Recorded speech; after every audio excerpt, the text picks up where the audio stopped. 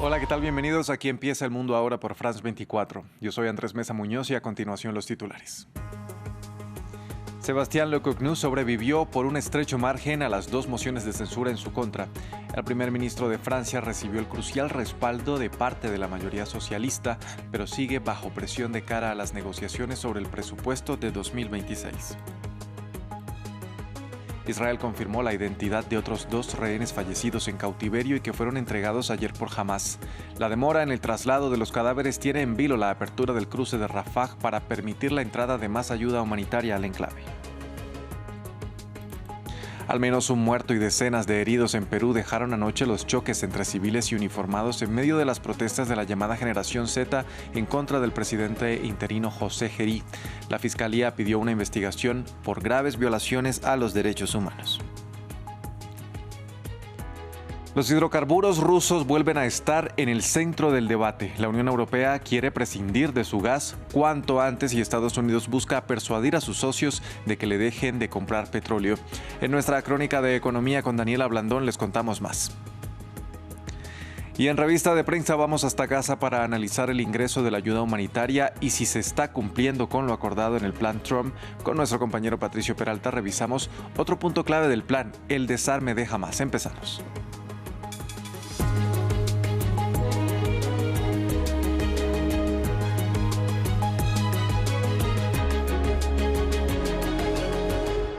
Vamos a iniciar en Francia. El primer ministro Sébastien Lecornu logró sobrevivir a dos mociones de censura en su contra gracias al respaldo de la mayoría del bloque socialista, que respondió así a la propuesta del premier de suspender la controvertida reforma a las pensiones. Lecornu tendrá ahora la tarea de empezar las negociaciones para lograr la aprobación de un presupuesto para antes de que termine el año. Los detalles con nuestra periodista Natalia Ruiz Giraldo.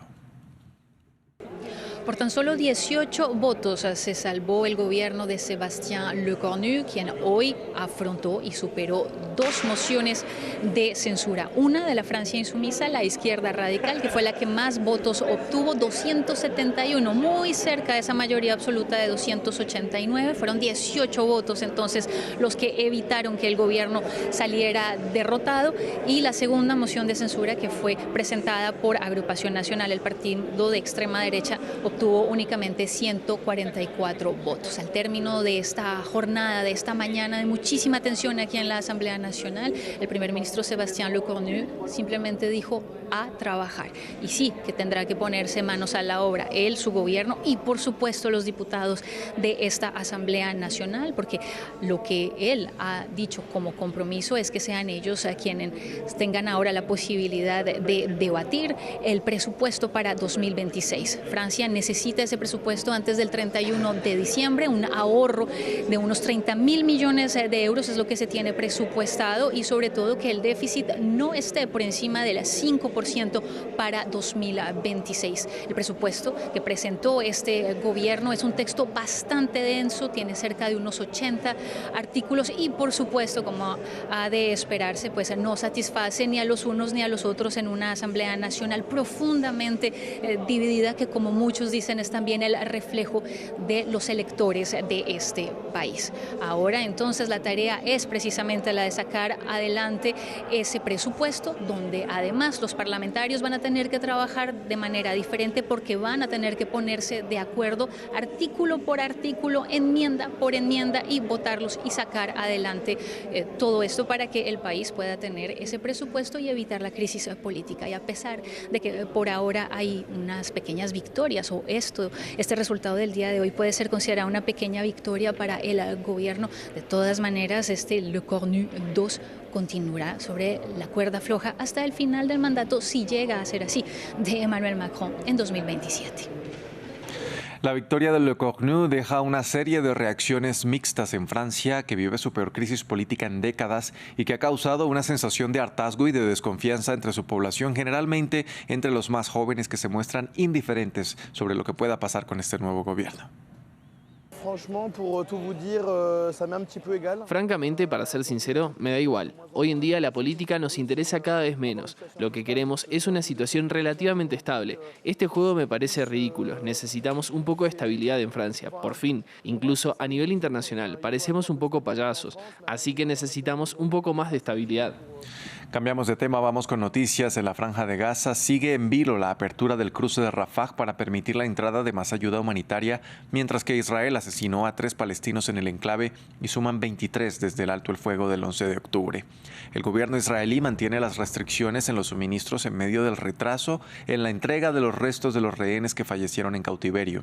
Las autoridades israelíes identificaron 2 cuerpos más, por lo que ya son 9 los cadáveres recuperados. El Ministerio de Salud gazatí también recibió los cuerpos de otros 30 prisioneros palestinos que suman en total 120 ya en territorio gazatí. Martín Gripo nos amplía. Con dificultades, avanza el acuerdo de tregua entre Israel y Hamás. Este jueves, el Instituto Nacional de Medicina Forense israelí identificó los cadáveres de otros 2 rehenes entregados por el grupo islamista, una mujer secuestrada en el Festival Nova del 7 de octubre de 2023 y un sargento rastreador muerto en la mañana del ataque. Aún quedan 19 cuerpos por ser entregados y a medida que son identificados, familiares realizan los funerales. Estoy aquí para expresar mi tristeza y mis sentimientos, para estar con la familia que durante 2 años estuvieron esperando a su hijo Guy y Luz.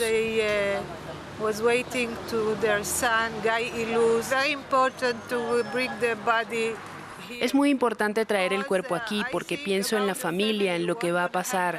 Es tan doloroso, es tan fuerte.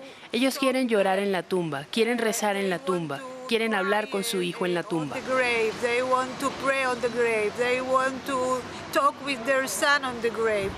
En tanto, aumentan las denuncias contra Israel, puesto que la ayuda humanitaria ingresa a paso lento a la devastada Franja de Gaza. Desde la Oficina de Coordinación Humanitaria de la ONU, recibieron una notificación del gobierno israelí, advirtiendo que la lentitud se debe a que Hamás no ha entregado la totalidad de los rehenes fallecidos. Y el grupo islamista advirtió que, debido a la destrucción de Gaza, tienen dificultades para localizar a los israelíes fallecidos. Una vez abiertas las fronteras, nos alegramos y empezamos a aplaudir y vitorear, diciendo que la guerra había terminado. Y sí, estábamos contentos, pero al día siguiente no hay señales ni pruebas de que la guerra haya terminado. No hay nada. ¿Qué esperaría una persona desplazada? Llevamos 2 años desplazados. ¿Qué podemos hacer? ¿Cuál es nuestra culpa? ¿Qué hicimos?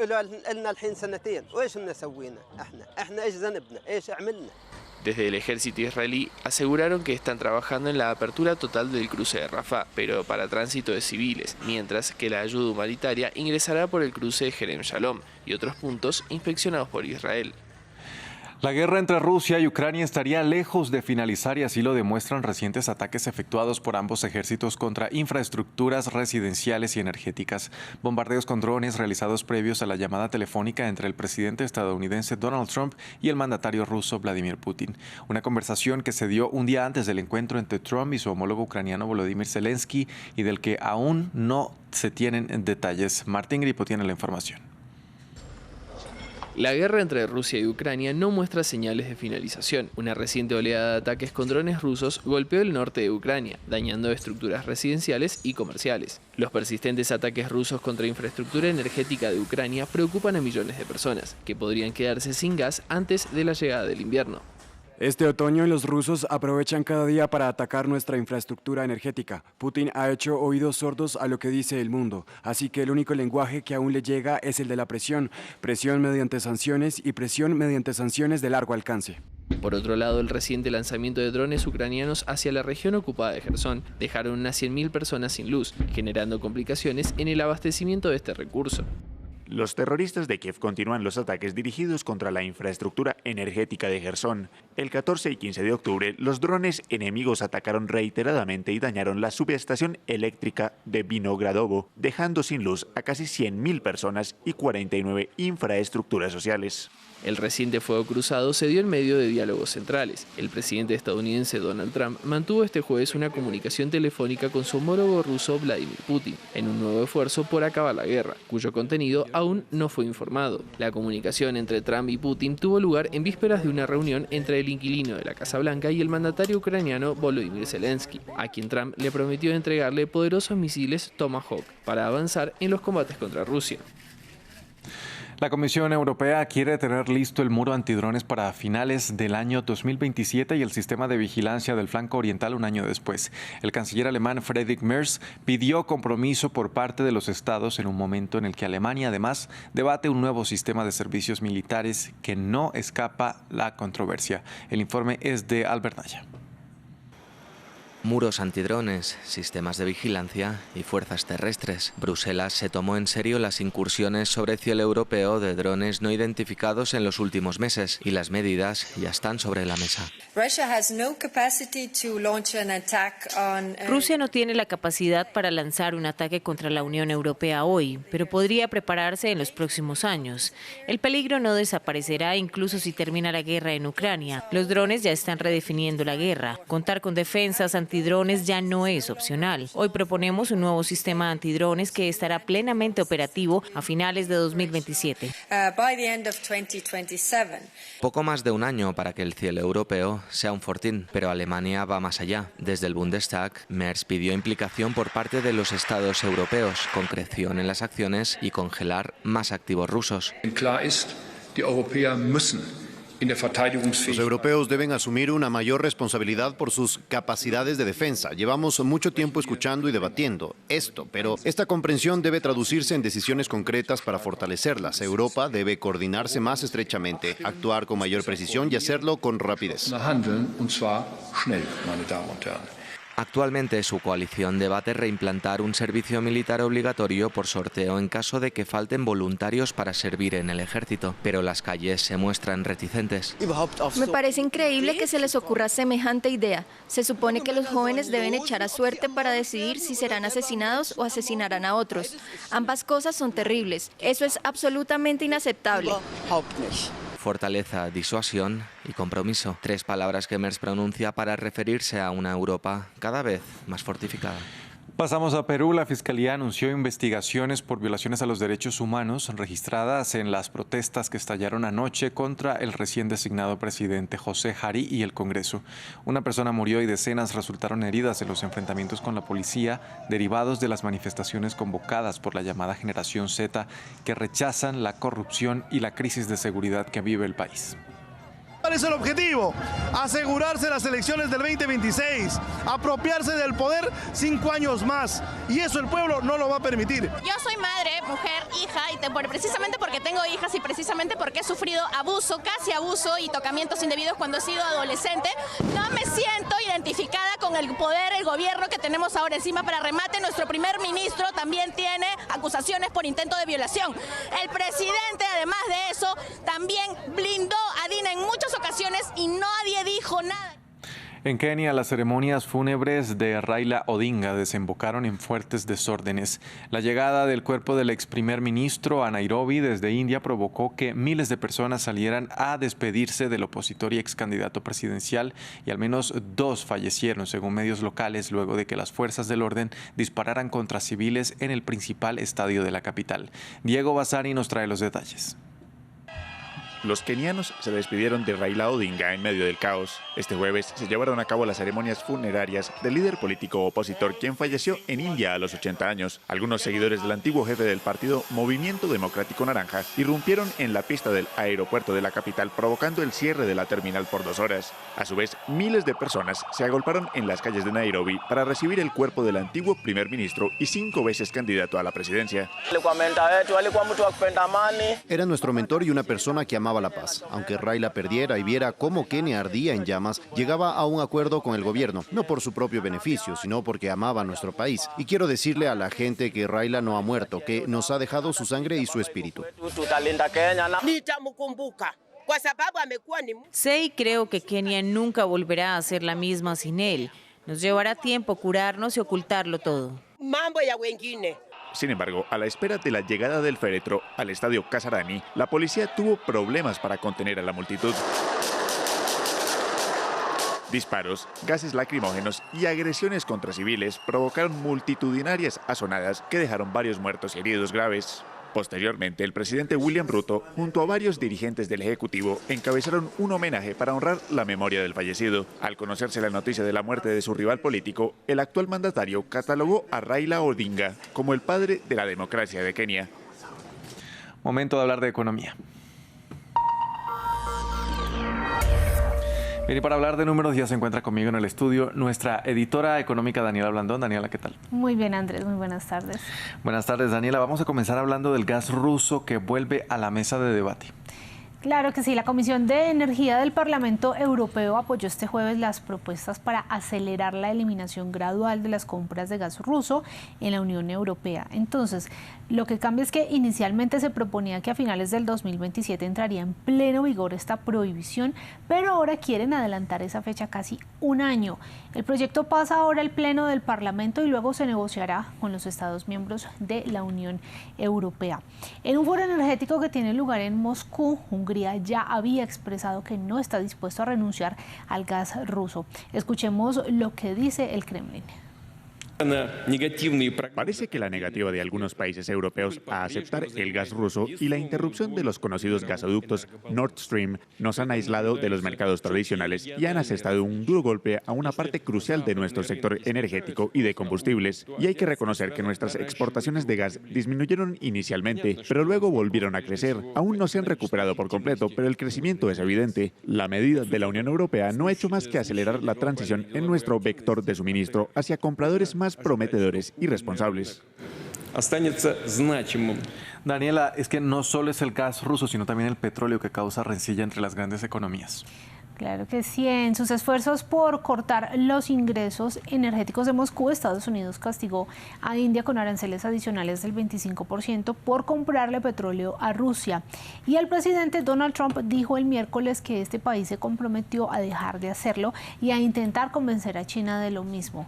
El Kremlin se defendió y declaró que ha podido suministrar petróleo de alta calidad a precios mucho más bajos y China hizo lo propio.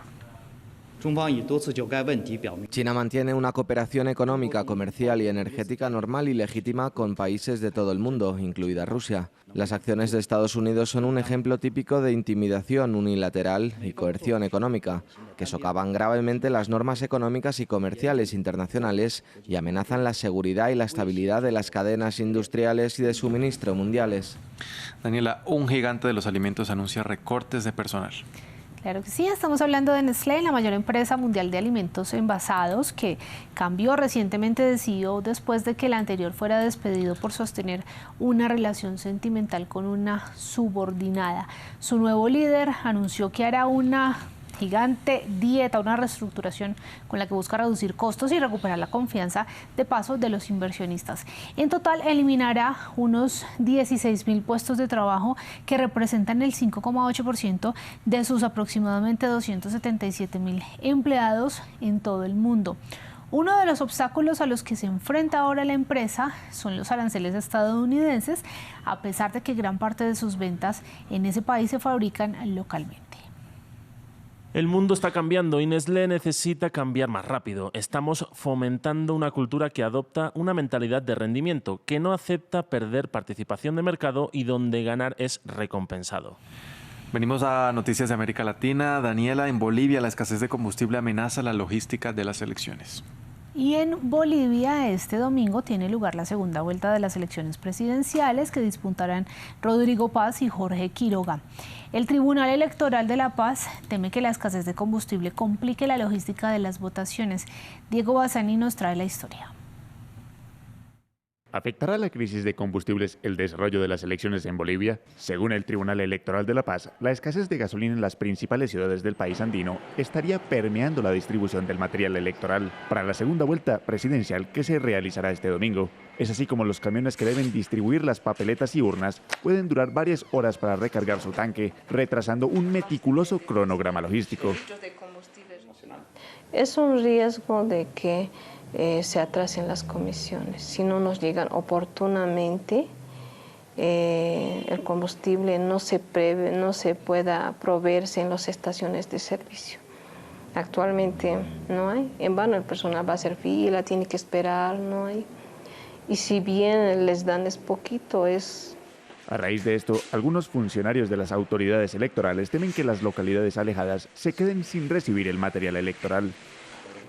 Segundo, el hecho de que no llegue de forma oportuna el material electoral hace que muchos recintos electorales no ejerzan el derecho al voto.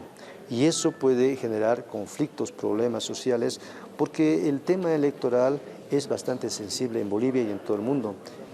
Esta semana la Agencia Nacional de Hidrocarburos de Bolivia informó que existe un desfase de entre 4 y 5 días en la distribución de combustible en el país. Sin embargo, para hacer frente a los desafíos logísticos, este miércoles el Ministerio de Hidrocarburos y la estatal Yacimientos Petrolíferos Fiscales Bolivianos suscribieron un acuerdo en el que se comprometen a garantizar el combustible necesario para que se realice la segunda vuelta. Daniela, y cerramos con nuestra cifra del día.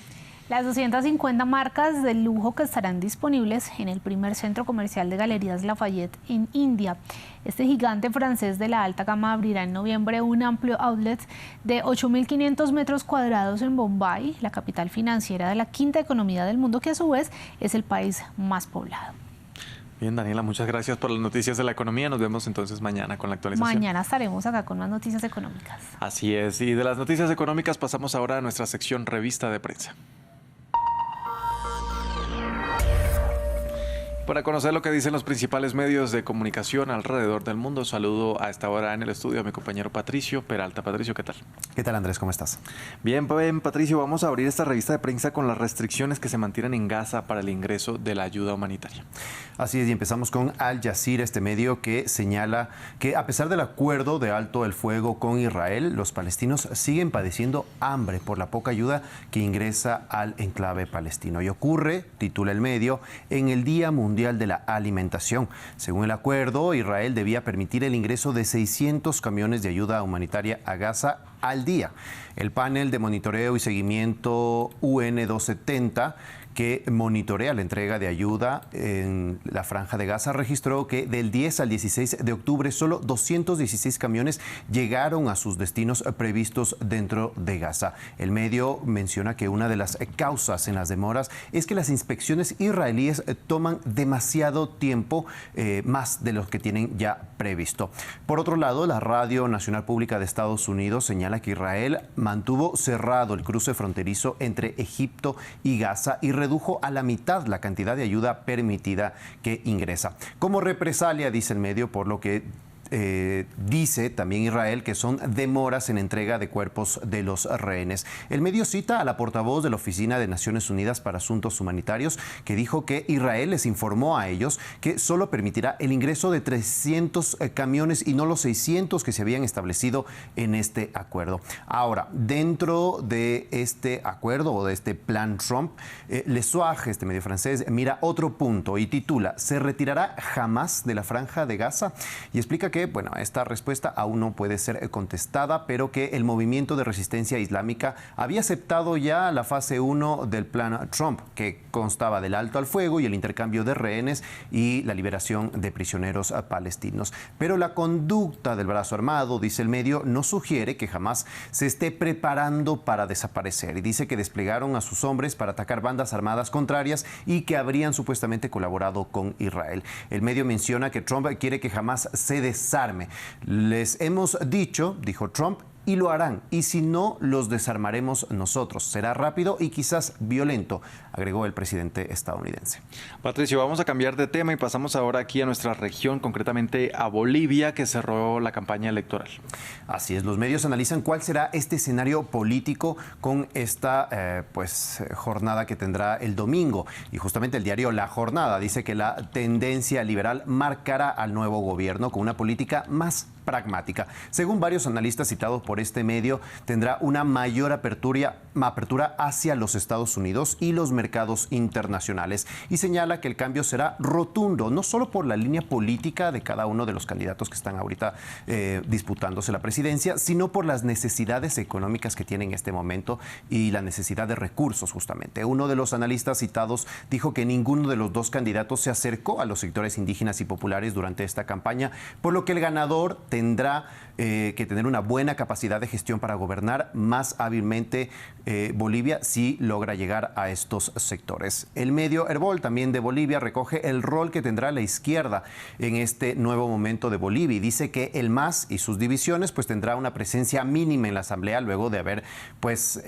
acaparado por varias décadas pues el poder, ¿no? La Alianza Popular con Andrónico Rodríguez anunció su compromiso de unificar al campo popular, dijo, dijo, y a la izquierda democrática, mientras que el presidente del MAS, del lado arcista, también llamó a la unidad del bloque. Pero tienen a Evo Morales, expresidente, dice el medio, en la disputa por ser la oposición política del próximo gobierno. Desde el evismo, por su parte, el senador Luis Adolfo Flores reconoció que la izquierda tiene el desafío de organizarse en este nuevo momento para Bolivia. Bien, y pasamos entonces a Ecuador y allí cerramos esta revista de prensa, Patricio, con un recrudecimiento de la violencia criminal y el paro nacional. Así es, empezamos con primicias que recoge las últimas palabras del fallecido en el contexto del paro nacional. ¿Dónde está mi mami? Por favor, traigan a mi mami. Ese fue lo último que dijo Alberto José Guamán, según le contó la familia al medio ecuatoriano. Guamán tenía 30 años y era padre de 2 niños, transportista y miembro de la comunidad Cachiviro en Otavalo. El 14 de octubre se sumó a las protestas en esta zona, en Otavalo, y recibió un impacto de bala que le atravesó el cuerpo. Fue trasladado a un hospital de otra ciudad, Ibarra, y el miércoles fue evacuado en helicóptero hasta un hospital en Quito, pero no resistió. La familia exige justicia en este caso. El gobierno, menciona el medio, no se ha pronunciado por ninguna de las muertes. El 28 de septiembre falleció Efraín Fueres, producto también de un disparo que fue la primera víctima mortal en estas movilizaciones. Y el 14 de octubre, cuando hirieron justamente a Guamán, Rosa Elena Paqui murió a causa de un paro cardiorrespiratorio. El movimiento indígena, la CONAIE, que es la que ha convocado a este movimiento, a estas movilizaciones, dijo que la causa fue la inhalación de gases lacrimógenos dentro o en el contexto de la represión policial en el país. Con respecto ya a la situación del paro nacional, La Hora recoge que varias organizaciones indígenas mantuvieron una reunión a puerta cerrada con autoridades del gobierno y la Iglesia Católica, esto en Imbabura, donde ha sido justamente el epicentro de estas movilizaciones, en el que llegaron a un acuerdo para poner fin a las protestas, habilitar las vías y abrir mesas de diálogo para las exigencias indígenas. ¿Cuáles son? La derogatoria del decreto que eliminó el subsidio al diésel o el congelamiento del precio del combustible, la liberación de los detenidos en protestas, esclarecimiento de los casos de los fallecidos, el archivo de procesos judiciales contra dirigentes y la instalación de mesas para atender problemas más urgentes de las zonas rurales, como el tema del agua, vialidad, educación y salud. Esto fue lo que estas organizaciones en Imbabura llegaron con el gobierno. Sin embargo, los bloqueos de las vías continuaron este jueves. Revista Vistazo señala que las bases indígenas cuestionaron que tomaron decisiones sin consenso y aseguran que no levantarán el paro nacional. La CONAIE, por su parte, emitió un comunicado hace pocos minutos en el que respetan lo acordado en Imbabura, pero piden a las dirigencias de todo el país que mantengan la unidad y los procesos organizativos del movimiento indígena. Y dice que se dedicarán ahora a la reorganización de la resistencia y a la campaña del no para la consulta popular que será el 16 de noviembre. En medio de esto, los atentados con explosivos en Guayas exponen la crisis de violencia en el país, que continúa y se acentúa. Así titula Primicias, que recuerda que de los 145 días que van de este periodo de Daniel Noboa, los guayasenses han vivido 119 días en estado de excepción. Y pese a esto, hubo 2 atentados el 14 de octubre y madrugada del 15 de octubre. Además, solo en septiembre la provincia registra el mayor número de emergencias por delitos violentos, 4.888 casos. A nivel nacional, el medio dice que agosto fue el más violento de los últimos años, con 742 muertes violentas. Y Primicias hace un apunte interesante. El gobierno movilizó a 7.000 militares y 1.000 policías a Quito por las manifestaciones, ante amenazas de que el movimiento indígena se iba a tomar la capital. Sin embargo, en redes justamente cuestionaban que este despliegue militar y policial no se ha visto justamente para combatir esta violencia con las cifras que hemos contado. Patricio, muchas gracias por este repaso a la prensa internacional. A ti, Andrés. Y a ustedes, televidentes, también gracias por sintonizarnos. Vamos a hacer una breve pausa y ya regresamos con más. Quédense con nosotros.